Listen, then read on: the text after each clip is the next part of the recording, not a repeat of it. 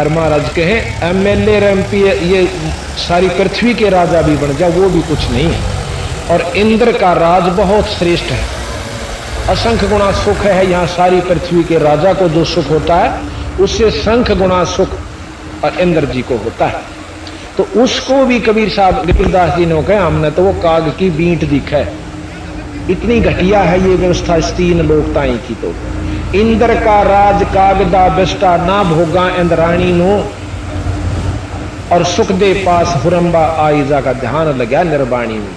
कि जैसे सुखदेव ने अपने इष्ट उसने तीन लोक की उपासना ब्रह्म तक की विष्णु जी की, उसमें भी इतना आरूढ़ हो जाओगे तो विष्णु लोक प्राप्त होगा जितना सुखदेव हुआ कि उसके पास इंद्राणी आई थी और उसकी तरफ उन्हें ध्यान भी नहीं दिया, अपने इष्ट की तरफ इतना आरूढ़ होकर लगा रहा। तो उस योगी को जो तीनों लोकों में सश्रेष्ठ जा करता उसको केवल विष्णु लोक प्राप्त हुआ, और विष्णु स्वर्ग के अंदर वो बैठे हुए हैं ऋषि जी, फिर दोबारा पृथ्वी पर आना होगा।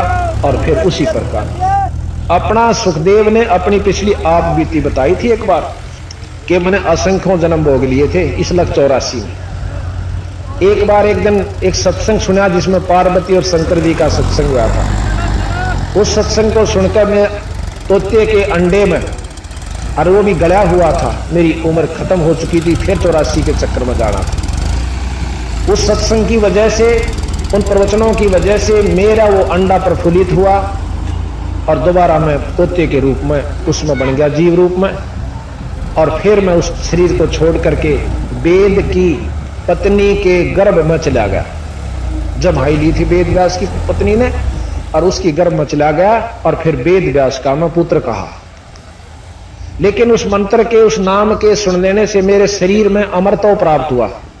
यहाँ तीन लोग का अमरत्व है कि 9 तत्व का एक शरीर और से इस 5 तत्व के अंदर, जिसको सूक्ष्म शरीर कहते, वो अमर हो जाता है, पर उसकी भी ये चक्कर नहीं खत्म होता।